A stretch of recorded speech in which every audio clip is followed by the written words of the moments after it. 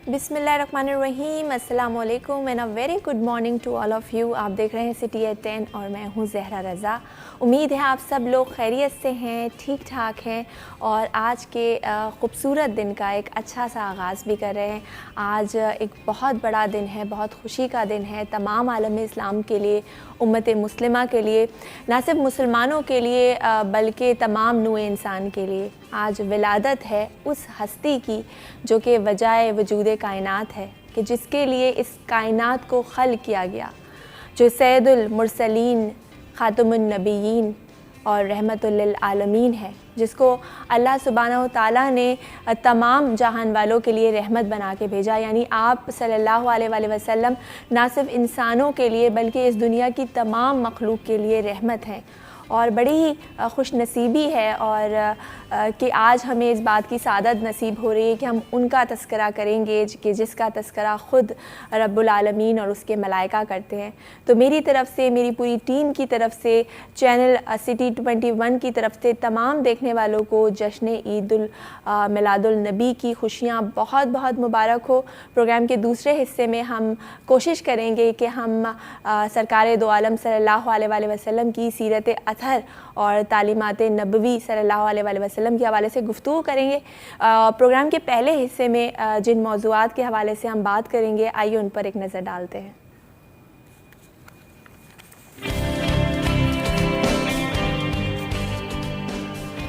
Petrol bomb के after shocks, PIA और दीगर निजी फ़िज़ाई कंपनियों ने अंदरूनी मुल्क जाने पर किराए बढ़ा दिए।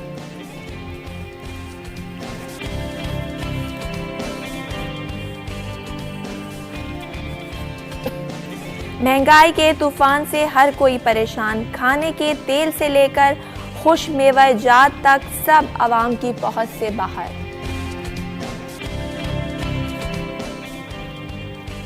ग्रीन लाइन मंसूबे की 40 बसें तो कराची पहुंच गईं, मगर अभी तक जहाज को बर्थ ना मिल सकी।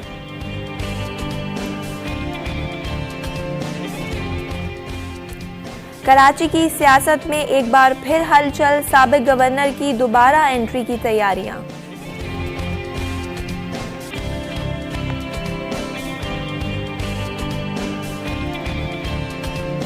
जी, ये तो थी आज की टॉप स्टोरीज़। डिटेल में हम बात करेंगे इन स्टोरीज़ पर, लेकिन इस ब्रेक के बाद कहीं मत जाइएगा, देखते रहिए सिटी एट 10।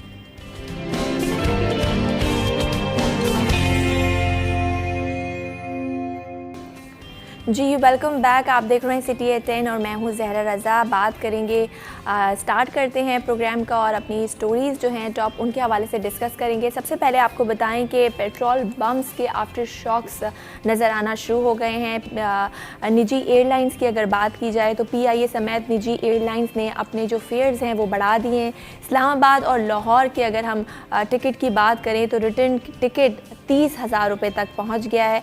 महंगाई ने आवाम की कमर तोड़ दी है। हर चीज़ की कीमतें आसमान से बातें कर रही हैं, चाहे वो एयरलाइन के टिकट्स हों, एक रिक्शे का किराया हो, टैक्सी का किराया हो। अशिया खुर्दनोश की बात की जाए तो उसमें भी 20 से 30% इजाफा हुआ है। एक आम आदमी के लिए ज़िंदगी बहुत मुश्किल होती जा रही है, ये कहें कि बहुत तंग होती जा रही है।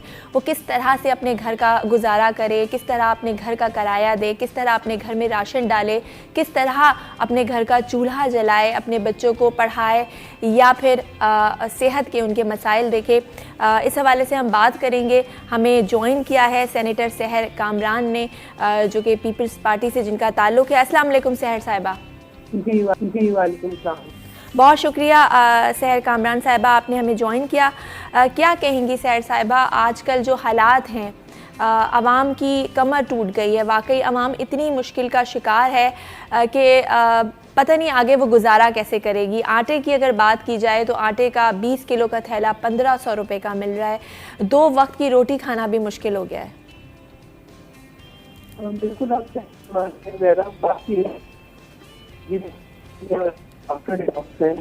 बहुत मुश्किल है कि पाकिस्तान की आवाम इसको सस्टेन कर सके।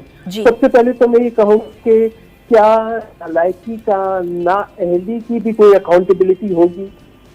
क्या उन झूठे वादों की भी कोई अकाउंटेबिलिटी होगी? यानी झूठ बोल बोल के आपने अवाम को एक हैजान में मुब्तला किया जी। और आप जो है बरसर इक़्तिदार आए, और जब से आप बरसर इक़्तिदार आए हैं अब एक के बाद तब्दीली सिर्फ ये होती है कि चेहरे बदलते हैं, एक रीशफल होता है कि आपसे बोला असद उमर है वो बहुत ही जो है बड़ा प्रोग्राम, बड़ी ट्रेन, बड़ी तैयारियां, और आपने उनके ऊपर अपने पूरे स्टेक रखे, फिर आपने उनको नाअहल करार दिया, उनको दूसरी मिला, फिर आप दूसरा फाइनेंस मिनिस्टर लेकर आए, फिर आपने माफिया करार दिया, फिर आपने तीसरे को ले आए। बात यह है कि ना आपकी पॉलिसी में तसलसल है, ना आपको समझ बूझ है, या फिर मैं ये कहूँगी कि आपका एजेंडा ही ये था जो आपने कंटेनर से शुरू किया कि आपने तरकीब दी कि हुंडी से पैसा लाओ, और एक में आपने आवाम को मसला किया। अगर आपका एजेंडा ही तबाही था तो आप ये कहते हैं ना कि मैं तबाही के लिए आया हूँ, तब्दीली तो सिर्फ एक उसका मुआदिल नाम इस्तेमाल कर रहा हूँ। बात यह है कि आज आप ये देखें कि जो मिडिल क्लास है वो क्रम्बल कर रही है, और जिस मुल्क की मिडिल क्लास जो रीढ़ की हड्डी होती है अगर वो कोलैप्स कर जाती है तो उसका सर्वाइवल बड़ा मुश्किल होता है। यहाँ पर मैं समझती हूँ कि गुर्बत, बेरोजगारी की वजह से वो 1 करोड़ नौकरियां और 50 लाख घर देने वालों ने अपनी इब्तिदा ही की बेरोजगारी और घर मिसमार करने से, और उसके बाद आज हम ये देख रहे हैं कि बातें, रिपोर्ट, हिजान अंगेजी, एक के बाद एक दूसरा इशू, और पूरा फोकस ये है कि आप स्टेट रिसोर्सेज और अपनी अथॉरिटी सिर्फ अपोजिशन को टारगेट करने पे लगाते हैं। अगर आपका फोकस वाकई डिलीवर करने पे होता तो आज ये हिजान अंगेजी खत्म हो चुकी होती, आपको एहसास होता। ये तो आप जो है वो अवाम के पैसों से जो है वो लाइटें जला के और कवालियां करके अपने आप को क्या साबित करना चाह रहे हैं कि आप बहुत अच्छे मुसलमान हैं, आपका ईमान मजबूत है। आपका ईमान इतना कमजोर है कि आपको जो है अवाम के घरों के अंधेरे नजर नहीं आते। आप गंदम की बात कर रही हैं, आप किरायों की बात कर रही हैं, ये जितनी पेट्रोल डीजल की कीमत बढ़ गई है तो इमरान खान अहमद नियाज़ी साहब फरमाते थे जब ये कीमतें बढ़ती हैं, जब रुपए की कदर गिरती है तो हुक्मरान चोर होते हैं। तो वो आज उन्होंने सर्टिफाई किया कि बिल्कुल वो फरमा रहे थे, अपने बारे में ही फरमा रहे थे, क्योंकि आज डेवलपमेंट नहीं हो रही, आज सिर्फ चोरी हो रही है।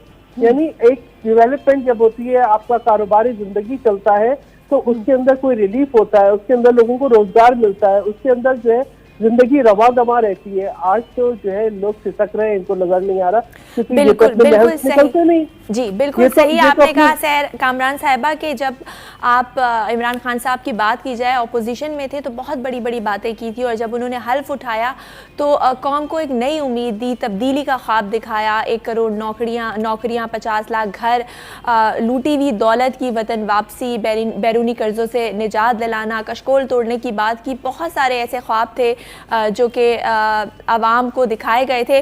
लेकिन आप अगर बात की जाए कि क्यों ये कोई भी ख्वाब पूरा नहीं कर सके, क्या वजूहात क्या हैं इसकी? क्या वाकई कोरोना का इतना प्रेशर है, या आलमी मार्केट में चीज़ें इतनी बढ़ गई हैं, इंटरनेशनल मार्केट में ऑयल प्राइसेस इतनी बढ़ गई हैं जिसका इम्पैक्ट वाकई यहाँ पर हो रहा है, या इनकी नाकिस पॉलिसियाँ हैं? ये आउट ऑफ फोकस इनकी तरजीह ही नहीं है। पहली बात यह है कि ये एक बात इस्टेब्लिश हो गई, ये एसरटेन हो गई कि हाइब्रिड रिजीम्स नहीं चल सकती।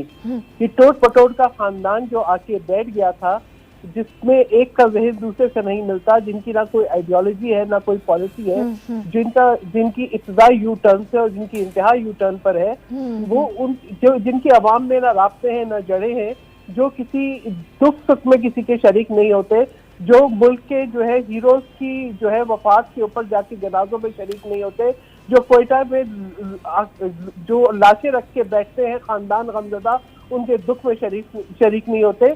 ये आप उनसे किस चीज की उम्मीद करेंगे? उन्हें क्या पता, वो तो अपने एक जो है सेल्फ सेंटर्ड एक उन्होंने आइसोलेशन में अपने आप को रखा है। पार्लियामेंट वो आना नहीं चाहते, वो पूरा मुल्क जो है वो ऑर्डिनेंसेस पे चल रहा है, उन्हें उनका ताल्लुक ही नहीं है। उन्होंने ये सोचा ही नहीं कि मेरी जिम्मेदारी क्या है। वो तो आज तक कंटेनर पे खड़े हैं। देखिए, जिसको ये होती है ना, जिसकी तरजीह कि मैंने कोई बेहतरी लानी है, वो अपने रवैये बेहतर करता है। ये तो आज तक आप नहीं देखें कि आप इंटरनेशनल फोरम पे जाते हैं, आपने तो पाकिस्तान की जनरेशन की जो है एक तर्ज गुफ्तगू वो आपने खराब कर दी। यानी आप जो है इंटरनेशनल फोरम पे जाके भी अपने मुल्क की बात नहीं करते, आप चोर डाकू की बात करते हैं। और आप अपने गिरेबान में नहीं झांकते, आप कमेटियां खेलते हैं। आपको एहसास नहीं है कि आपने पाकिस्तान के अवाम के साथ क्या किया है। अभी आप ये बताएं, मैं बताऊं, आज पाकिस्तान का किसान जो है वो सिसक रहा है, इसलिए कि जब आपने डीजल की कीमत इतनी बढ़ा दी तो वो हल कैसे चलाए। जब डीएपी की कीमत 7,000 से ऊपर चली गई, जब यूरिया की कीमत 2,000 से ऊपर चली गई, जब एसओपी की कीमत 7,000 चली गई, जब आपके जो वो अभियान डालते हैं, जो आपकी पेस्टिसाइड है, हर्बिसाइड है, वीडिसाइड है, वो उनकी पहुंच से बाहर चली गई। जब 1 एकड़ पे मामूली काट की कीमत 50,000 से ऊपर चली गई तो वो क्या काट करेगा। कल आपको फूड सिक्योरिटी का सामना है। आपने टेक्सटाइल इंडस्ट्री से लेकर हर इंडस्ट्री को तबाह कर दिया। आप बाहर से कर्जे लेते हैं और कहते हैं कि हमारे पास ज़र मुबादला आ गया और उसका जश्न मनाते हैं। आप मतलब मैं ये समझती हूँ कि आपने मुल्क की हर इंडस्ट्री को कोलैप्स कर दिया है और आपको शायद ना आपकी सोच इस तरफ है। आप तो पता नहीं कौन से ऐन गैन चिल्ले जादू इन पर आपका मुल्क चल रहा है। ये तो मैं समझती हूँ कि पूरी दुनिया में पाकिस्तान के न सिर्फ खारजा ताल्लुकात को आपने तबाह कर दिया है बल्कि पाकिस्तान की इमेज को तबाह कर दिया। लोग हंसते हैं। अच्छा सहर साहिबा, मुझे ये भी बताइए कि जब हम आईएमएफ के पास जाते हैं और आईएमएफ प्रोग्राम की बहाली के लिए अभी भी हम देख रहे हैं कि किस तरह से मुल्क में महंगाई हो रही है, बिजली की कीमतें बढ़ाई जा रही हैं, पेट्रोल की कीमतें बढ़ाई जा रही हैं, तो यह हर हुकूमत को फेस करना पड़ता है। जब भी हम आईएमएफ के पास जाते हैं, वर्ल्ड बैंक के पास जाते हैं, तो वो सर्टेन शराइत पे हमें कर्जा देते हैं। तो उससे पहले भी हमने देखा कि जब पीटीआई हुकूमत में आई तब भी हम कर्ज़ों के बोझ तले दबे हुए थे। तो इसमें भी पीटीआई का कसूर है या फिर ऑलरेडी हम जो पिछली हुकूमतें इतने कर्ज़े के बोझ हम पर डाल कर गई हैं, ये उसका जो रद्द अमल है जो हम भुगत रहे हैं। देखिए ज़्यादा पहले मैं आपको याद करा दूं, जब पीपल्स पार्टी की भी हुकूमत आई थी तो कर्जे इसी तरीके से थे, माइशत ऐसी ही थी। लेकिन जब हुकूमतें जमहूरी हुकूमतें आती हैं ना तो वो कारोबार जिंदगी रवा दबा रखती हैं। वो आवाम को नौकरियां भी देती हैं, वो बेनजीर इनकम सपोर्ट प्रोग्राम भी शुरू करती हैं, वो डेवलपमेंट के काम भी करती हैं, वो दहशतगर्दी पे काबू भी पाती हैं। तो पाकिस्तान का जो है बैनुल अक़वामी सतह पर जो एक प्रेस्टीज है, प्राइड है, उसको भी प्रोटेक्ट करती हैं। आपको याद करा दूं कि सलाला चेक पोस्ट पे हमले के बाद मेटल सप्लाई रूट्स को बंद करना और अमेरिका जैसे मुल्क से माफी मंगवाना, जब सीरिया जैसे इशू के ऊपर OIC के इसमें शिरकत करना और बहुत ही बुर्दबारी के साथ जो है उस मामले को डील करना, जब चाइना के साथ जो है वो अपने ताल्लुकात इस्तेमाल करना, रशिया के साथ ताल्लुकात इस्तेमाल करना, मुल्क के अंदर दहशतगर्दी के खिलाफ जो है ये ऑपरेशन सवात ऑपरेशन शुरू करना, बारिशों में और तूफान में जो है जब इस किस्म की जो है क्लैमिटीज आ जाती हैं, कौमी यकजहती पैदा करना और सबको साथ लेके चलना, इंतकामी सियासत तर्क करना, ये तमाम बड़े इनिशिएटिव्स हैं। GSP प्लस हो, चाहे आपकी SCO की मेंबरशिप हो, आपका जो है कारोबारी जिंदगी चलता है और वो चीजें आगे रवा दबा होती है। बिल्कुल सहर साहिबा, आपने सही कहा कि महंगाई भी हर दौर में रहती है लेकिन आपकी कुव्वत खरीद भी बढ़ती है, आपके कोई डेवलपमेंट के प्रोजेक्ट्स भी चलते हैं, जॉब्स के मौके भी लोगों को मिलते हैं। लेकिन इस हुकूमत ने तो बिल्कुल ही जो लोग जॉब पे थे, जिनकी रोज़गार था, वो चला गया। अच्छा सहर साहिबा, ये भी मुझे बताइए कि अपोजिशन का एक बहुत ही अहम रोल होता है ख़ासतौर पर महंगाई के हवाले से उसको कम करने के लिए। और अभी बाग़े जिना में जो बिलावल भुट्टो साहब का जो जलसा हुआ परसों, उन्होंने अब कहा है कि हम मुल्क गिर एहतजाज करेंगे। तो क्या स्ट्रैटेजीज होंगी आप लोगों की, क्या लाहे अमल होगा इस हवाले से? देखिए, आपको होता है पीपल्स पार्टी एक जमहूरी पार्टी है और हमने बहुत ही जिम्मेदारी के साथ हर नेशनल इशू पे, चाहे वो मईशत हो, चाहे वो जो है 2018 के इलेक्शन के बाद तमाम तहफ़्फ़ुज़ात के बावजूद जाके पार्लियामेंट में बैठना और पार्लियामेंट को इस्तेकाम देना हो, चाहे वो जो है वो कोई आलमी मसला हो या कौमी सलामती का मसला हो, कश्मीर का हो, गिलगित बल्तिस्तान का हो, कश्मीर का हो, पीपल्स पार्टी ने पार्लियामेंट में जाके बैठी और मजबूत किया है। और मईशत के हवाले से भी हमने बजट के दौरान अपनी प्रपोजल जो है, अपनी तजावीज़ पेश की। मगर ये वो हुकूमत है, आपको पता है वज़ीर आज़म साहब जो इलेक्शन से पहले कहते थे कि वो हर बुध को आके बैठेंगे, उनको तो सुध नहीं रही। वो तो किसी बुध में आके पार्लियामेंट में नहीं बैठे, ठीक है। उन्होंने तो किसी कौमी मसले के ऊपर जो है वो किसी के साथ खड़े नहीं हुए। उन्होंने तो जानबूझ के पाकिस्तान को कमजोर किया है। अब हमने कोशिश ये की कि हम पार्लियामेंट को इस्तेमाल करते हुए आवाम की आवाज़ पहुंचाएं और इनकी तवज्जो दिलाएं, उनको बताएं कि आप जो है गलत कर रहे हैं। मगर ये हुकूमत सुनने को तैयार नहीं है। इसका पूरा फोकस इंतकामी कार्रवाइयों के ऊपर है। फिर अब जो है डेफिनेटली पाकिस्तान की आवाम आज सड़कों पर है। हम तो ये चाहते थे कि हर जमहूरी हुकूमत अपना जो है वो एक वक्त पूरा करे। तमाम तर बहरानों के बावजूद हमने कोई शॉर्टकट अपनाने की कोशिश नहीं की, लेकिन आज अवाम की चीखें निकल रही हैं। पाकिस्तान पीपल्स पार्टी का ताल्लुक अवाम से है, हमें जाके अवाम के साथ खड़े होना होगा। ये इनको एहसास दिलाना होगा कि आप अपनी आंखें बंद करके और कान बहरे करके बैठ सकते हैं अपने महलों में, मगर आप अवाम को देखें। आप यकीन करें क्राइम रेट बढ़ेगा, लोग जो है वो खुदकुशियां कर रहे हैं, अपने बच्चों को मार के खुदकुशियां कर रहे हैं, इनको एहसास नहीं है। अब मुझे बताएं क्या क्या मिडिल क्लास क्या करेगी? काश्तकार क्या हल के लिए अब बैल लेकर आएंगे और लोग मोटरसाइकिलें अपनी खड़ी करके गधा गाड़ी चलाएंगे क्योंकि गधों की अफजाइश में इजाफा हो गया तब्दीली सरकार में? या जो है वो आम मिडिल क्लास के लिए भी कोई अब लंगर खाने सैलानी ट्रस्ट खोलेगी कि वो भी जाए लंगर खाने में सैलानी ट्रस्ट के और या जो है वो पनाहगाहें ढूंढे? मुझे आप ये बताएं, आप यकीन करें कि सफेद पोश लोगों के लिए अब जिंदगी गुजारना मुश्किल है। बिजलियां बंद करके बैठते हैं हम घरों में अंधेरे करके, इसलिए कि बात यह है कि कहाँ से बिल देंगे? मुझे तो ये समझ में नहीं आता कि बनी गाला महल को जिसको इन्होंने 12 लाख में रेगुलराइज किया है, उसका बिजली का बिल कौन देता है? ये तो कहते हैं मेरी तनख्वाह कम है, मेरा कोई कारोबार भी नहीं है। तो वो चंदे के ऊपर चल रही है क्या ये हुकूमत? अब तक खैरात से चल रही है। पूरे कौम को इन्होंने हर चीज चंदा ज़कात खैरात, हमारी जो कौम की एक होती थी ना हमारी इज्जत नफ्स, उसका भी मजरूह किया इन्होंने। बिल्कुल सही आप कह रही हैं, और ये वो वक्त है कि जब फौरी तौर पर हुकूमत को कुछ इक़दामात करने चाहिए महंगाई को कम करने के हवाले से। बहुत शुक्रिया सहर कामरान साहिबा आपका, आपने हमें वक्त दिया। सहर कामरान साहिबा सेनेटर पार्टी हमारे साथ मौजूद थी और महंगाई के हवाले से हम बात कर रहे थे। मज़ीद बात करेंगे कराची के हवाले से, कुछ और इशूज़ हाईलाइट करेंगे, लेकिन इस ब्रेक के बाद कहीं मत जाइए, देखते रहिए सिटी एट 10।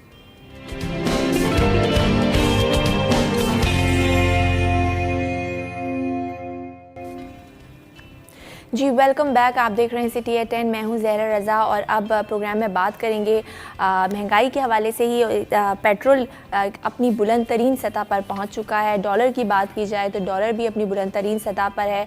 आटे, तेल, चावल, चीनी, दाल, सब की प्राइसेस इस वक्त आसमान से बातें कर रही हैं। एक आम आदमी, एक गरीब आदमी जिसने महंगाई ने जिसकी कमर तोड़ दी है।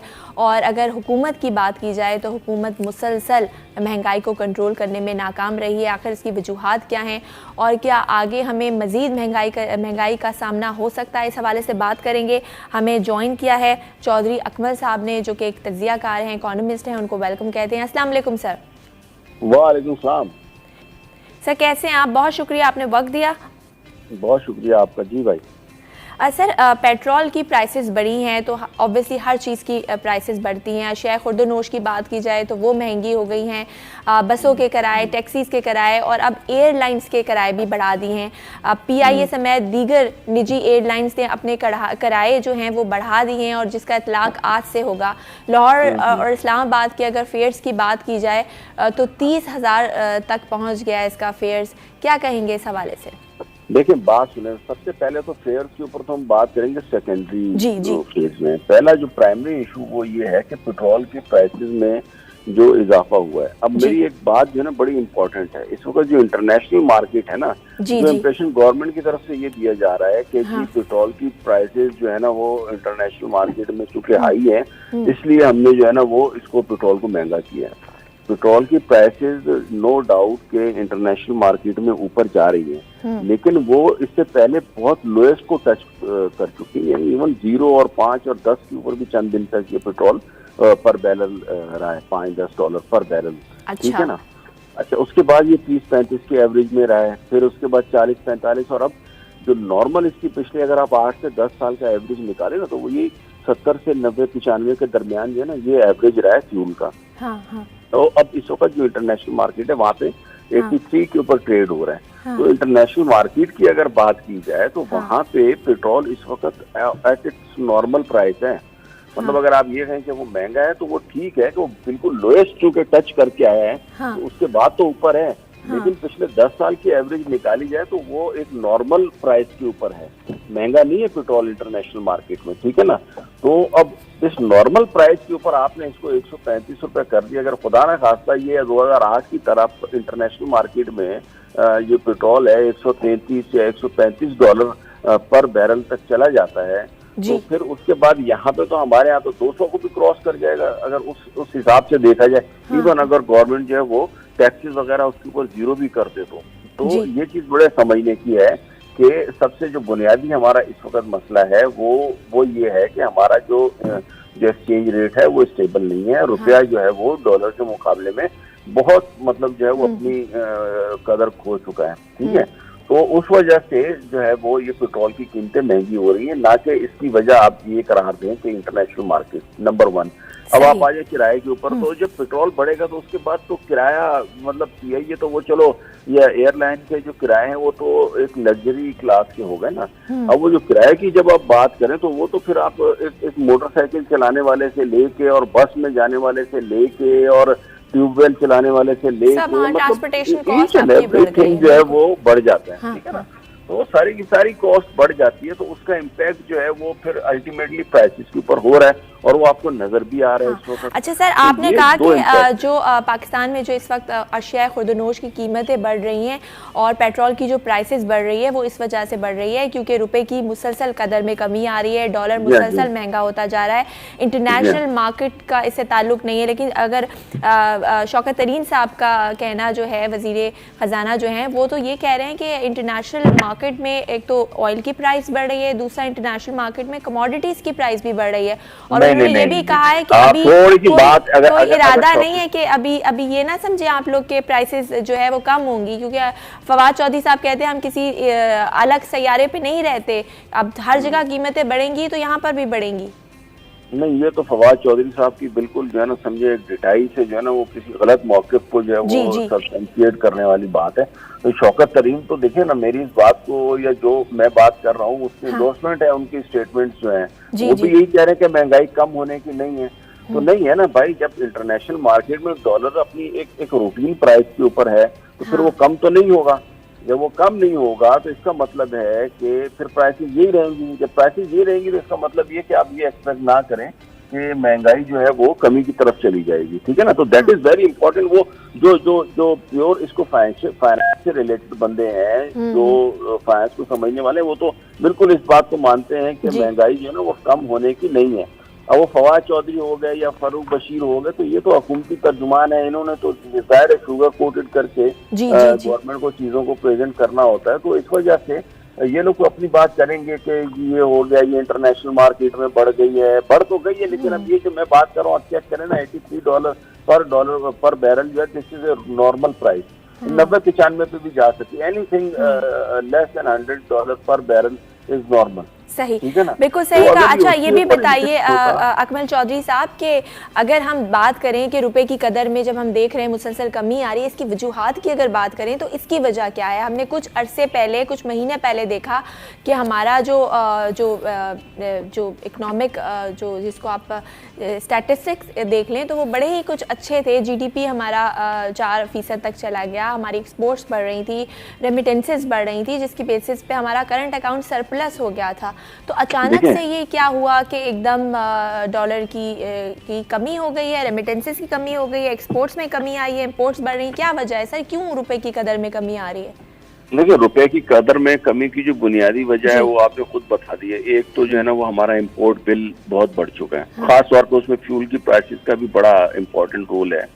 लेकिन जो इंपोर्ट बिल है वो बढ़ चुका है, यानी इंपोर्ट हमारी जो है वो एक्सपोर्ट के डबल से भी ज्यादा हो चुकी है। अच्छा। और अच्छे खासी हद तक बढ़ चुकी है। नंबर 1 रीजन ये है। नंबर 2 रीजन ये है कि आपकी जो फॉरेन रेमिटेंसेस जो आ रही थी वो भी एक सर्टेन लेवल के ऊपर आके रुक गई है, उससे आगे नहीं बढ़ रही। जी। ठीक है।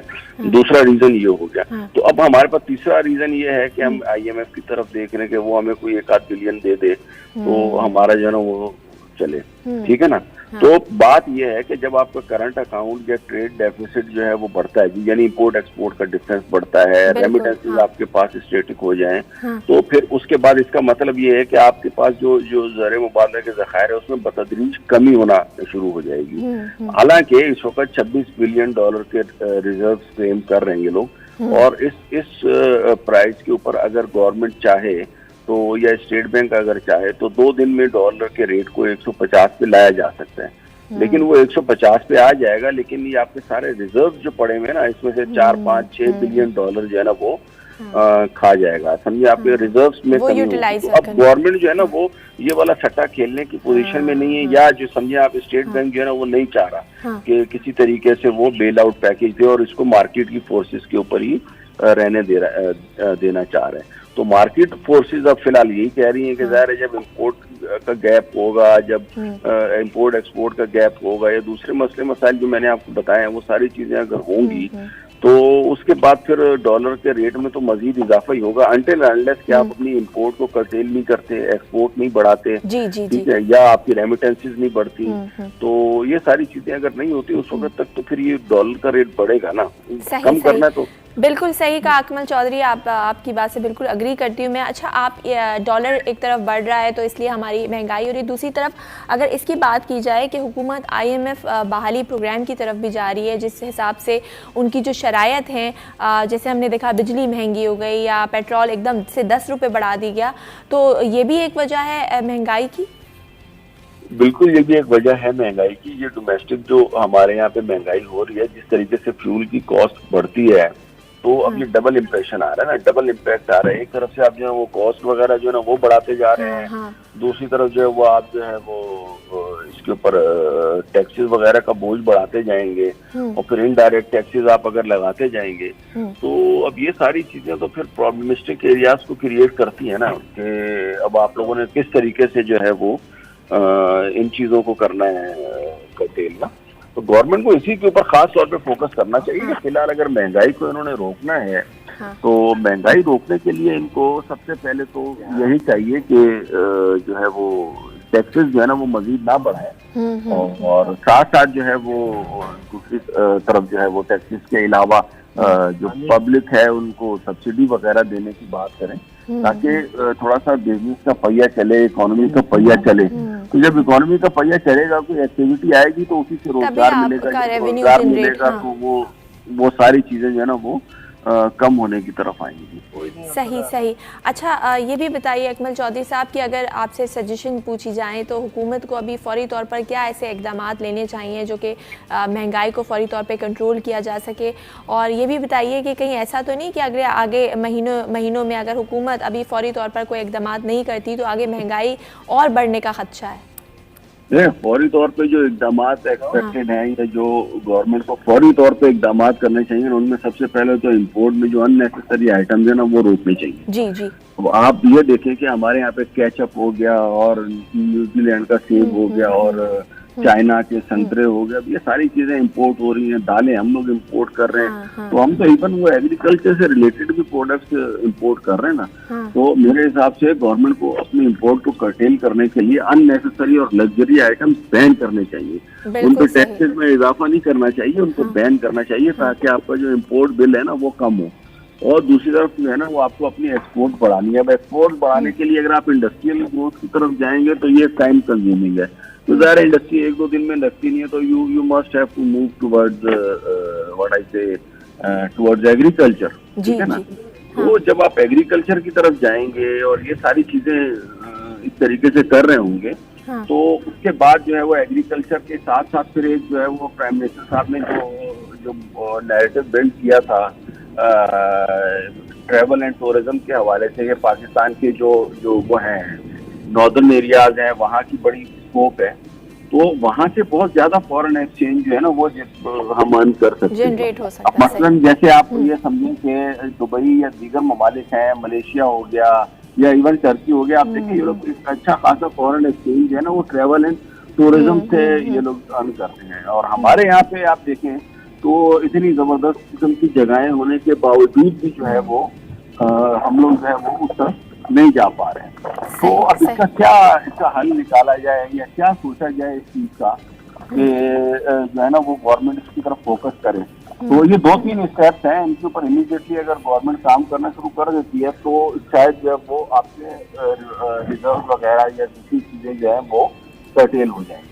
सही। बहुत शुक्रिया अकमल चौधरी साहब आपका, प्रोग्राम में आपने हमें वक्त दिया और बहुत ही इम्पॉर्टेंट पॉइंट्स आपने यहाँ।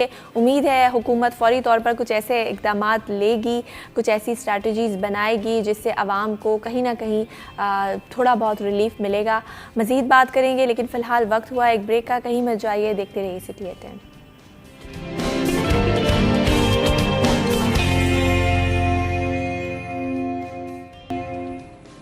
Welcome back. आप देख रहे हैं सिटी एट 10। मैं हूं जहरा रज़ा और वक्त हुआ है अब कराची टैलेंट का। और आज हम आपको एक ऐसी शख्सियत से मिलाएंगे इस सेगमेंट में जिन्होंने ना सिर्फ पाकिस्तान का नाम रोशन किया है बल्कि एक बहुत ही खूबसूरत और इस्लामी तारीख़ का सबसे बड़ा कुरान मजीद तैयार किया है। और ये इतने बाकमाल आर्टिस्ट हैं कि इन्होंने जो है वो तकरीबन 14 साल इस्लामी जो तारीख़ है उसमें पहली दफ़ा इतना बड़ा कुरान पाक तैयार किया है। और ये कुरान पाक के जो इसकी अगर उसकी बात की जाए, लंबाई की बात की जाए तो 8.5 फीट ये लंबा है और 6.5 फीट ये चौड़ा है। और इसकी खूबसूरती ये है कि इसको किसी कपड़े या धागे या किसी और चीज़ से नहीं बनाया गया बल्कि एलुमिनियम और इसमें सोने का इस्तेमाल हुआ है। आपको मिलाते हैं शाहिद रसाम साहब जो कि कैलीग्राफी आर्टिस्ट हैं, उनको वेलकम करते हैं शो में। अस्सलाम वालेकुम शाहिद साहब, कैसे हैं आप? मैं ठीक हूँ, आप ठीक हैं? और बहुत बहुत मुबारकबाद, माशाल्लाह आपने ना सिर्फ पाकिस्तान का नाम रोशन किया है बल्कि इस्लामी तारीख़ में पहली दफ़ा इतना बड़ा कुरान मजीद तैयार करके सबको हैरान कर दिया है। क्या फीलिंग्स हैं आपकी? असल में कोई 5 साल पहले जब मैंने सबसे पहले अस्माए हसना बनाए थे जी, तो मैं सादक़न साहब की एक हिंदुस्तान में दिल्ली में एक बहुत बड़ा म्यूरल देख रहा था जिसमें उन्होंने अस्माए हसना लिखे थे, बहुत ही खूबसूरत। तो मुझे ख्याल आया बीइंग अ स्कल्प्टर कि इनको कास्ट किया जाए। वो मैंने कास्ट किए तो हमारे एक बहुत ही सीनियर दोस्त थे राशिद अब्दुल्ला साहब, बहुत बड़े फिलैंथ्रोपिस्ट, उन्होंने बहुत अप्रिशिएट किया उसको। हाँ। तो फिर वहाँ से ख्याल आया कि क्यों ना पूरा कुरान पाक किया जाए। तो बस फिर इस तरह से उस पर काम शुरू किया। जी। जब उस पर रिसर्च की तो अंदाज़ा हुआ कि अब तक की 1400 साल से ज़्यादा की जो तारीख़ है उसमें लिखा गया है, बहुत बड़े बड़े कैलीग्राफर्स ने इसको लिखा है। जी जी। किसी ने कास्ट नहीं किया है। जो सबसे बड़ा कुरान पाक जो Guinness book of world record के मुताबिक लास्ट वो अफगानिस्तान की कैलीग्राफर्स उनकी टीम ने बनाया था। अच्छा। जो मॉस्को म्यूज़ियम में। जी। तो फिर हमने उसके ऊपर काम शुरू किया तो हमारे इस कुरान पाक का जो लंबाई है वो 8.5 फीट और चौड़ाई जो है, फिर इसके अंदर इसका जो डिज़ाइन है जी। उसको हमने बहुत डिटेल में स्टडी किया, अरबिक, टर्किश, पर्शियन डिज़ाइंस को और मोटिव्स को, क्योंकि जो इस्लामिक आर्ट है उसका वर्ल्ड ऑफ आर्ट पे बहुत बड़ा कंट्रीब्यूशन है। तो उसको स्टडी करने के बाद हमने अपना एक डिज़ाइन डेवलप किया जी। और उसको फिर हमने एक्रेलिक पेंट में ग्लेजिंग टेक्निक में अपने उसको डेवलप किया।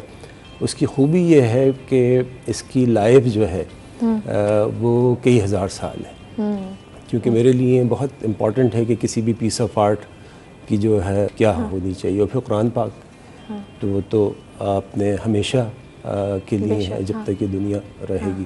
तो कोई ऐसी चीज़ बनाई जाए जो कि हज़ारों साल रहे, हम नहीं होंगे लेकिन वो रहे। तो इस तरह से इस पर जब काम शुरू किया तो चंद साल में इसके चंद सफ़ात बने।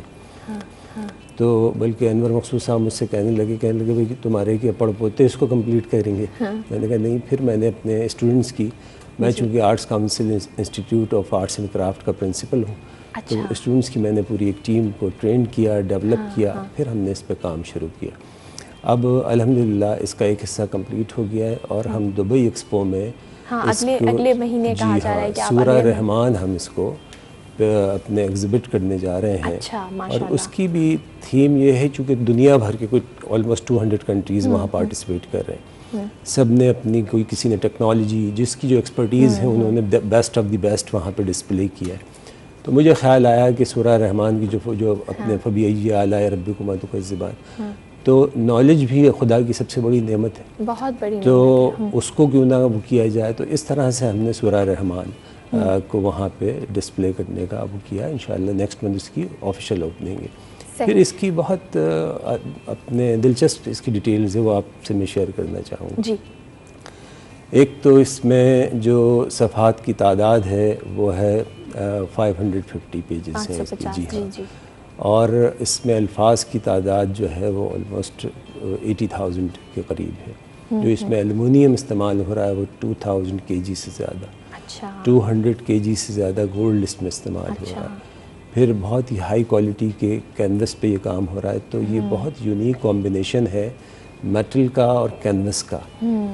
तो फिर किसी ने मुझसे वहाँ पे दुबई में सवाल किया, किसी जर्नलिस्ट ने, कि भाई ये आखिर रखा कहाँ जाएगा। और तो इसका कॉन्सेप्ट ये है कि इसके लिए बाकायदा तौर पे एक पूरा एक कुरान म्यूज़ियम बनेगा। अच्छा। जिसमें ये डिस्प्ले होगा। हाँ। और उसके साथ उसकी जो है अपने ट्रांसलेशंस भी और उसकी डिटेल डिस्क्रिप्शन भी, क्योंकि इसके मल्टीपल इम्पैक्ट्स हैं। एक तरफ तो आपकी जो स्पिरिचुअल अटैचमेंट होती है वो है, दूसरी एक और बहुत इम्पॉर्टेंट चीज़ है वो है आपकी कल्चरल अटैचमेंट। उसकी कल्चरल वैल्यू कितनी इम्पॉर्टेंट है।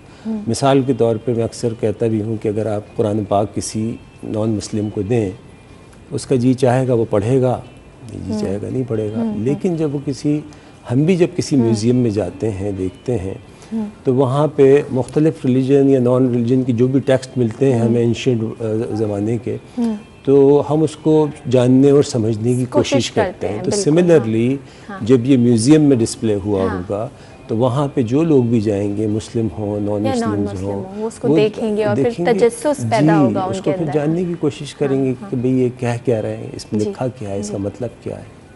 सही।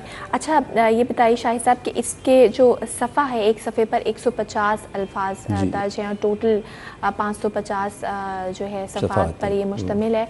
अच्छा आपने बताया कि आप इसको एल्युमिनियम और सोने से जो है वो लिखा गया है। तो अगर कॉस्ट की बात की जाए तो आपने खुद इनिशियली स्टार्ट किया या फिर और लोगों में? नहीं, मैंने बस मेरे दिल में आया और मैंने बिस्मिल्लाह करके शुरू कर दिया। हाँ। फिर अपने लोग आते गए और कारवां बनता गया। फिर अब लोग शामिल होना शुरू हो गए। फिर हमारे एक दोस्त हैं दुबई में, काफ़ी बड़े फिलैंथ्रोपिस्ट बिजनेसमैन हैं, इरफान मुस्तफ़ा साहब, वो बहुत इन्वॉल्व हुए। उन्होंने इसको न सिर्फ ओन किया, फिर पाकिस्तान एसोसिएशन दुबई, वो भी इंगेज है इस जो हमारी अपने नेक्स्ट मंथ वहाँ पे एग्जिबिट होने जा रहा है। तो it's such a huge project. इसकी कॉस्ट तो कैलकुलेट भी नहीं की जा सकती अभी और क़ब्ल वक्त है, क्योंकि आप इसका अंदाज़ा इससे लगाइए कि इसमें 200 से ज़्यादा आर्टिस्ट, कैलीग्राफर्स, डिज़ाइनर्स, अपने स्कल्प्टर्स, पेंटर्स, वो सब इसमें शामिल, पूरा एक टीम वर्क। जी हाँ, पूरा टीम वर्क। अच्छा शाहिद साहब, हुकूमती सतह पर किसी ने सपोर्ट किया, क्योंकि इतना बड़ा आपका मतलब एक बहुत फ़ख्र की बात है पाकिस्तान के लिए, और आप माशाल्लाह से आप दुबई एक्सपो में डिस्प्ले कर रहे हैं तो पाकिस्तान को रिप्रेजेंट कर रहे हैं। एक तो ये अलग बात है कि आपने कुरान मजीद जो कि हमारी स्पिरिचुअल अटैचमेंट है वो अलग है, लेकिन पाकिस्तान के लिए भी बहुत फ़ख्र है। तो किसी हुकूमत की तरफ से किसी नुमाइंदे ने कांटेक्ट नहीं किया जो कि इस चीज़ को सराहा जाए या इसको स्पॉन्सर किया जाए? मेरा ख़्याल है कि हुकूमत का काम तो वही है, वो हमेशा सोते रहेंगे, हम काम करते रहेंगे। तो मैं I don't expect anything from them. और ये मैंने चूँकि अपने उससे शुरू किया था और ये नेक्स्ट 4-5 ईयर्स में इंशाल्लाह कंप्लीट होगा, क्योंकि ये सिर्फ पाकिस्तान ही के लिए नहीं, इनको समझ में नहीं आती बहुत सारी चीज़ें। ये सिर्फ पाकिस्तान के लिए नहीं बल्कि ना सिर्फ इस्लामी दुनिया के लिए, बल्कि पूरी इंटायर वर्ल्ड ऑफ आर्ट में आपका नाम जो है सैकड़ों नहीं हज़ारों साल जिंदा रहे। बिल्कुल आपने सही कहा। अच्छा अगर बात करूं कि आपने जब आर्टिस्ट आप हैं और आपने जब शुरू किया तो पहला ख्याल यही आया कि कुरान मजीद तैयार करना है? नहीं, मैंने जैसे अर्ज़ किया आपसे कि पहले मैंने अस्माए हसना वो किए थे। अच्छा, उससे पहले चूँकि किसी ने ये कोशिश नहीं की थी, क्योंकि एक तो हमारे यहाँ एक हराम हलाल का बहुत ही गुंजलक किस्म का मामला है। तो स्कल्पचर को लोग कहते हैं अपने बहुत ही उससे देखा जाता है, तो उस टैबू को भी मुझे ब्रेक करना था। वो पूरा प्रोसेस जो मुजस्मा बनाने में होता है वो प्रोसेस ही इस्तेमाल हुआ है पूरा इसे कास्ट करने के लिए। और ये कास्ट हुआ है मेटल में, जिसकी लाइफ जैसे मैंने आपसे अर्ज़ किया कई हज़ार साल। जी। तो इस तरह से तो ये मेरे लिए ये दोनों बातें बहुत ही अहम थी। और फिर चूँकि मुझे पसंद है, मैं हमेशा चैलेंजेस एक्सेप्ट करता हूँ, तो it was very challenging work. लेकिन मैंने उसको कहा कि नहीं, इंशाल्लाह आई विल डू दैट, और ये इंशाल्लाह होगा, आप देखिएगा बहुत जल्द मुकम्मल होगा। बिल्कुल, हमारी दुआ है कि जल्द से जल्द ये जो कुरान पाक है वो कंप्लीट आप करें। और अभी जो आप नेक्स्ट मंथ जो दुबई में इसको डिस्प्ले करने वाले हैं उसके लिए भी आपको बहुत बेस्ट विशेस। बहुत शुक्रिया शाहिद रसाम साहब, आप प्रोग्राम में तशरीफ़ लाए, हमें वक्त दिया। बहुत बड़ी बात है हमारे लिए, पाकिस्तान के लिए। इसी तरह के टैलेंट प्रोग्राम में बुलाते हैं और आपकी मुलाकात करवाते हैं उन लोगों से, और हम दुआ गो हैं कि अल्लाह ताला इनको मज़ीद तरक्की दे। मज़ीद बात करेंगे, लेकिन फ़िलहाल वक्त हुआ एक ब्रेक का। कहीं मत जाइए, देखते रहिए City at 10।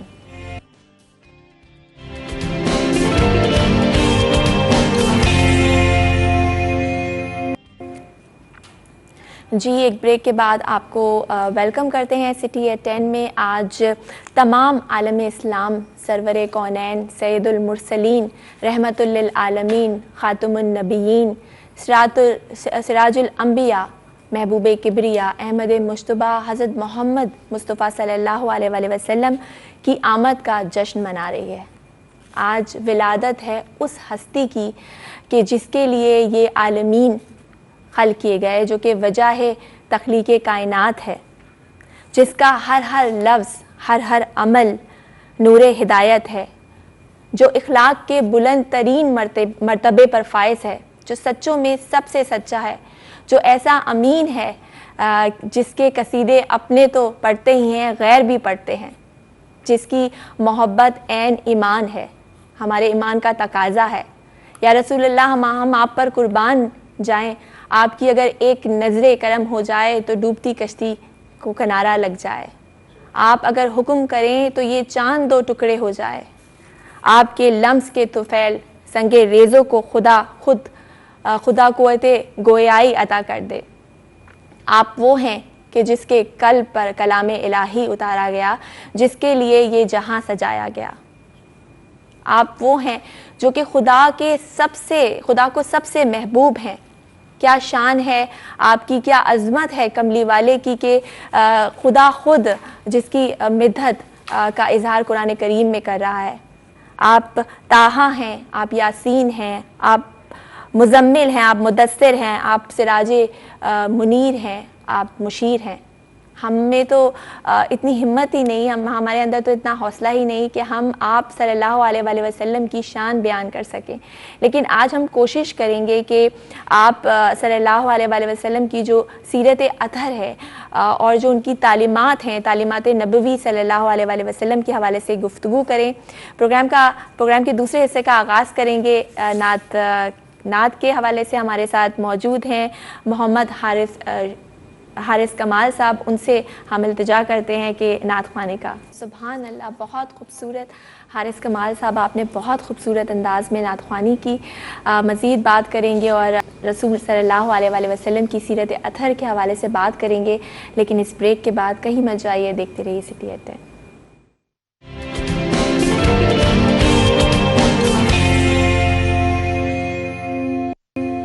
जी, एक ब्रेक के बाद आपको सिटी एट 10 में खुश आमदीद करते हैं और आप तमाम देखने वालों को एक बार फिर जश्न ईद मिलादुन्नबी की बहुत बहुत मुबारकबाद।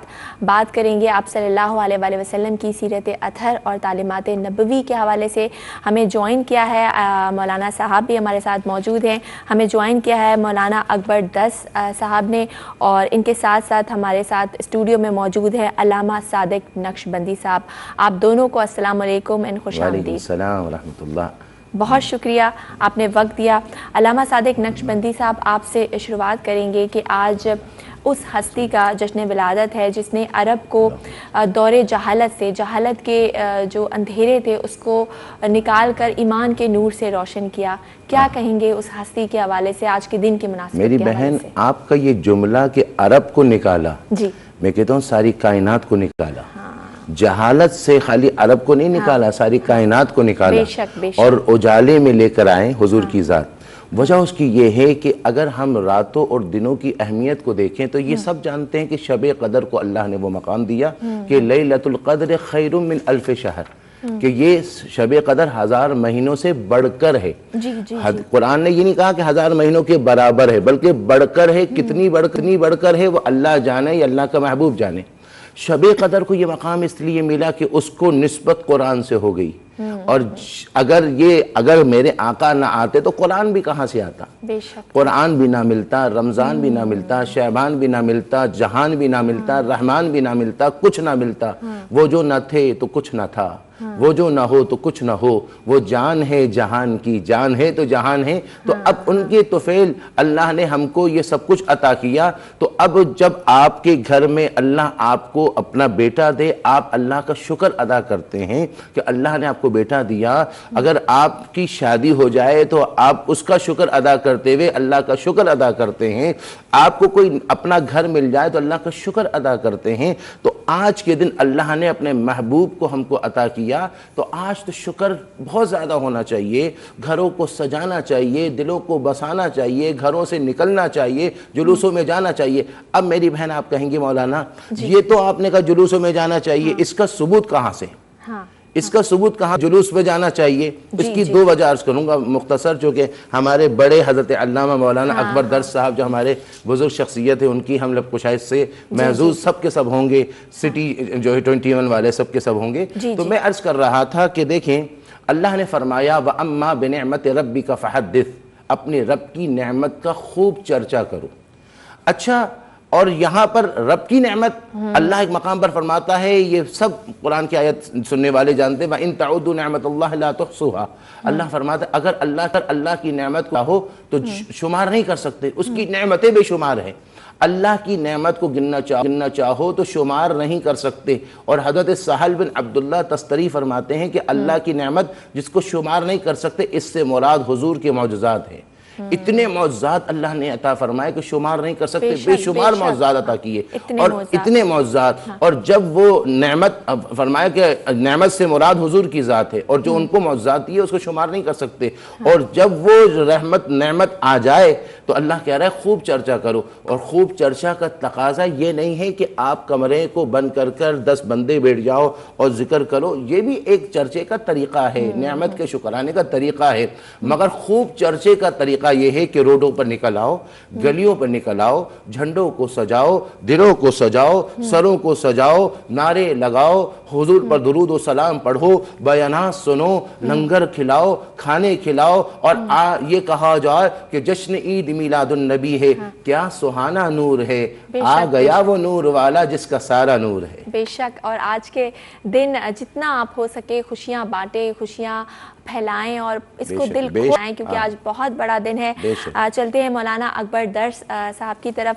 मौलाना साहब, आपसे ये पूछना चाहूँगी कि अगर हिजरत के हवाले से बात की जाए, सरकार दो आलम सल्लल्लाहु अलैहि वसल्लम जब मक्के से मदीना हिजरत करते हैं और जब वो हिजरत का वक्त आया, अपना घर छोड़ना, क्या मुश्किलात थी, किन किन मुश्किलात का सामना करना पड़ा? देखिए, हिजरत बड़ी एक अजीब कैफियत होती है। इंसान जो है वो अपने घर से, अपने वतन से, अपने आबा व अजदाद से और उन मकानात से कि जहाँ उसने बचपन गुजारा है, जहाँ उसने लड़कपन गुजारा है, जहाँ उसने जवानी के अय्याम में कदम रखा है, और फिर हुजूर को पर जब नबूवत नाजिल हुई तो आपकी उम्र मुबारक उस वक्त बिल्कुल 40 साल की थी। तो 40 साल जो है वो एक इंसान की ज़िंदगी के ऐसा सुनहरी दौर होता है कि वो बचपन, लड़कपन, जवानी और उसके बाद जो है वो उम्र के उस हिस्से में आ जाता है कि जहाँ से जो है वो फिर वो बहुत ज़्यादा जो है वो अक्ल व फ़हम का मालिक होता है और पूरी कायनात में उस पर जो है वो बहुत सारी चीज़ें जो है वो मुनकशिफ हो चुकी होती हैं। तो अब ऐसी सूरत में मक्का मुकर्रमा यानी जो आपका आबाई मकान था, आपकी पैदाइश की जगह थी, उसको छोड़कर जाना एक बहुत बड़ा कार्यदार था। और ये हुजूर नबी ये मोहतरम सरकार दो आलम सल्लल्लाहु ताला अलैहि वसल्लम की वहाँ से रुखसती, तो मज़ालिम कुफ़ार ने इतने कर दिए थे, इतना ज़्यादा आपको तंग किया था कि आप जो है वो आप कभी इबादत में होते थे खाना काबा में तो ऊँट की ओझ लाकर जो है आपकी गर्दन पर रख देते थे। वो इतनी भारी होती थी कि आप ताकि सर सजदे से ना उठाएं और उसकी जो बदबू है उससे परेशान हो जाएं। हाँ, हुजूर नबी अकरम सल्लल्लाहु ताला अलैहि वसल्लम को बेशतर औकात उन्होंने बहुत ज़्यादा जो है वो तकलीफ़ें पहुंचाने की कोशिश की, ज़ख्मी फरमा दिया, आपके जसद असर से खून बाद औकात जो है वो बहने लगता था, लेकिन आप जो है वो उफ़ नहीं करते थे, क्योंकि परवरदिगार आलम जल्ल शानहू व अम्मन वालहू ने आपसे ये वादा फरमाया था कि वल्लाहु यासिमु का मिनन नास, ऐ पर महबूब हम आपको लोगों की दस्तबुर से जो है हमेशा इज्जत में रखेंगे। बिल्कुल, बहुत खूबसूरत अंदाज़ में आपने बताया। बेशक आप सल्लल्लाहु अलैहि वसल्लम की अगर हयात तैयबा पर नज़र डालें और जो आपका मर्तबा है, जो वजह वजूद कायनात है कि जिसके लिए इस कायनात को खल्क़ किया गया और आप रहमतुल लिल आलमीन बनाकर इस दुनिया के लिए भेजे गए, तमाम मखलूक के लिए, सिर्फ इंसानों के लिए नहीं, उनकी आजिज़ी का क्या आलम है। जब कुफ़ार उनको ईज़ा पहुँचाता है, जब उन पर जुल्म करता है, तो उन्होंने कभी किसी से बदला नहीं लिया। अल्लामा साहब कभी किसी से बदला नहीं लिया। और वो औरत जो आप पर कचरा फेंक कर जाती थी, जब वो नहीं आई तो उसकी अयादत को जाते हैं। इतनी आजिज़ी, लेकिन बड़े अफसोस के साथ कि हम जो अपने आप को उनका उम्मती कहते हैं, आज वो सारे जो उनकी सीरत के जो अफकार हैं वो हम लोगों में नज़र क्यों नहीं आते? असल में बात ये है कि हम काल वाले हैं, हाल वाले नहीं हैं। काल कहते हैं कहने तक रह गए जी, अपने ऊपर वो हमने जो है ना वो ढाला नहीं है। जभी तो हम जो है ना इस वक्त तबाही और ज़िल्लत की तरफ जा रहे हैं। हाँ। और आपने जैसे बताया कि हुजूर के अखलाक का, हाँ। तो अल्लाह ने हुजूर के अखलाक के बारे में फरमाया इन्नका लअला खुलुक़िन अज़ीम, कि बेशक आपका अखलाक सबसे अजीम है। हाँ। और आपकी अक़ल के बारे में वहाब बिन मुनब्बिह, वो शख्सियत जो ताबई हैं, हाँ। आप फरमाते मैंने 71 किताबें, कदीम किताबें पढ़ी। हाँ। उसमें आया कि इब्तिदाए दुनिया से इंतहाई दुनिया, जब से इब्तिदा हुई इंसान, दुनिया इब्तिदा उस वक्त से लेकर इंतहा तक जितने इंसान हैं सबकी अक़लों को जमा कर लो और हुजूर की अक़ल के सामने ले आओ। तो वहाब बिन मुनब्बिह कहते हैं कि सारी कायनात के इब्तिदा से इंतहा तक जितनी अक़ल है वो सब इंसानों की हुजूर की अक़ल के सामने ऐसी है जैसे रेगिस्तान के सामने ज़र्रा है। और आज हम पस्ती की तरफ इस वजह से कि हमने अखलाक को छोड़ दिया, किरदार हसना को छोड़ दिया। मेरी बहन, मैं यहाँ एक बात अर्ज़ करूँगा, मौलाना रूम रहमतुल्लाह अलैह ने फरमाया कि एक शख्स बीमार हो गया, बेहोश हो गया, बिस्तर पर पड़ गया और ऐसे हाल को पहुँच गया कि बस अब होश ही नहीं है। काफ़ी अरसे तक बेहोश पड़ा हुआ है। बड़े बड़े डॉक्टर, स्पेशलिस्ट डॉक्टर सब आए, सब ने किया, किसी से वो होश में नहीं आया, ठीक नहीं हुआ। एक डॉक्टर ने कहा कि मैं इलाज करूँगा और चैलेंज है कि ठीक हो जाएगा। और अच्छा, उसने आने के बाद उसने नफ्स पकड़ी और कहा कि शहरों का नाम लो।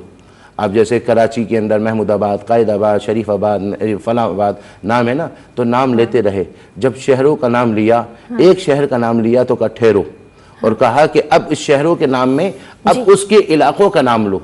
तो फिर इलाकों का नाम लेते रहे। जैसे अब महमूदाबाद है तो महमूदाबाद में फ़लाँ इलाका, फ़लाँ इलाका, फ़लाँ इलाका, फ़लाँ इलाका। जैसे एक इलाके का नाम लिया, आप उस शख्स ने कहा ठहरो, उसने खाली नफ्स पकड़ी हुई थी। और जैसे ही उसने उस इलाके के कहा कि घरों का नाम लो, अब जो उस इलाके का रहने वाला ना, उसको पता है कि मोइदीन भाई का घर ये है, सलीम भाई का घर ये है, जहरा बाजी का घर ये है, फातिमा खाला का घर ये है, अब्दुल क़य्यूम भाई का घर ये है। अब इलाके का पता होता ना फला। जैसे ही घर का नाम लिया, उसने कहा ठहरो ठहरो, और कहा अच्छा इस घर के फ़र्द का नाम लो। और जैसे फ़र्द का नाम लेते लेते एक का नाम लिया तो उस बंदे ने फ़ौरन आँख खोली।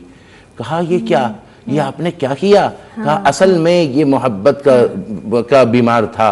कहा आपने इलाज कैसे किया? कहा कि इसकी नफ्स पकड़ी जो बिल्कुल हरकत नहीं, ये होश में नहीं, हवास में नहीं, मगर जैसे ही इसके महबूब के शहर का नाम हुआ इसकी नफ्स ने हरकत की। और जैसे ही उस शहर के इलाके का नाम हुआ धड़कन हरकत करने लगी। जैसे ही वहाँ उस घर का नाम आया जहाँ महबूब था तो धड़कन तेज हुई, और जैसे ही महबूब का नाम आया होश ऐसा आया कि बेहोशी दूर हो गई। मौलाना रूम कहते हैं ये तुम्हारा हमारा सबक है कि हुजूर की मदीने का नाम आए दिल बेकरार ना हो, हुजूर की अदाओं का नाम आए और दिल मचले नहीं, हुजूर की सुन्नत की बात आए दिल को कुछ सुकून ना मिले, असहाबाए किराम या अहले बैत का नाम आए दिल को ना, तो सब झूठे हो। ये झूठे हो। तकाजा ये है कि मोहब्बत का दावा नहीं, हकीकत में मोहब्बत की जाए तो फिर वो होगा। टाइम है तो मैं इसका तरीका बताऊं कि हुजूर की मोहब्बत कैसे मिलेगी? टाइम हमारे पास कम है, आगे बढ़ेंगे। एक सवाल उनसे मौलाना अकबर दर साहब आपकी तरफ आएंगे और इखलाकियात की बात की अल्लामा सादिक नक्शबंदी ने, और आप सल्लल्लाहु अलैहि वसल्लम की इखलाक की बात की जाए तो कितना आला इखलाक है, इखलाक के बुलंद तरीन मर्तबे पे हैं आप। और हम यहाँ देखते हैं कि जिसके पास ताकत आ जाती है वही सब कुछ होता है, लेकिन वो जो कि दोनों जहानों का मालिक है, इतनी आजिज़ी कि अपने जो सलूक है, चाहे वो अपने सहाबा के साथ देख लें, घर वालों के साथ देख लें या अपने दुश्मनों के साथ देख लें, क्या कहेंगे इस हवाले से? देखिए, हुज़ूर नबी अकरम सल्लल्लाहु तआला अलैहि वसल्लम जब मदीने मुनव्वरा में आए तो मदीने की रियासत का क़याम फरमाया और मस्जिद नबवी उसका पहला जो है वो समझ लीजिए कि फ़ैसले करने की जगह जो है वो करार पाई और मस्जिद नबवी में हुज़ूर बैठकर जो है वो सारे मामलात के फ़ैसले करते थे। अगरचे आपके आने के बाद कुरैश मक्का ने आपको वैसे चैन से नहीं बैठने। जी जी, बिल्कुल सही कहा अल्लामा सादिक नक्शबंदी आपकी तरफ के आपके जब हज़रत मोहम्मद मुस्तफ़ा सल्लल्लाहु अलैहि वसल्लम की अखलाकियात की तरफ देखा जाए तो हमें मिसाल नहीं बनती। उनकी ज़िंदगी ही एक मिसाल है हमारे लिए, जिस तरह उनका सलूक है, चाहे वो सहाबा कराम हो, चाहे वो पड़ोसी हों, चाहे वो घर वाले हों, चाहे अपने दुश्मन के साथ, दुश्मन जो उनको ईज़ा पहुँचाते गए उनको भी उन्होंने माफ़ कर दिया। क्या कहेंगे इस हवाले से? देखिए, यही तो बात है ना, हाँ, यही तो किरदार है कि अल्लाह के महबूब के मसला ये कि मैं ये कहूँ कि मैं सामने वाले को माफ़ करता हूँ, कमाल वो नहीं है जब आप में ताकत हो, आपको इख्तियार हो, आप में कुदरत हो, आप मार सकते हो और फिर माफ़ कर दो तो फिर समझो कि वाकई में आपका किरदार बड़ा आला है। और जब फ़तेह मक्का से कबल वो दुश्मनों ने, काफिरों ने हुजूर को जुल्म सितम किया, तशद्दुद किया, मक्के में रहने न दिया, जैसे हज़रत अल्लामा साहब ने फरमाया कि माज़अल्लाह जो है वो क्या कहते हैं, वो डाल दिया, गंदगी डाल दिया, नमाजों में आपको तकलीफ़ें दी, आपको कत्ल करने तक का प्रोग्राम बनाया, कत्ल की साजिशों के लिए कदम भी बढ़ाया, बदर किया, हुनैन वो ओहद में आए, खंदक में आए, तकलीफ देते रहे और फतेह मक्का पर जब मेरे आका आए सारे वो दुश्मन सामने थे।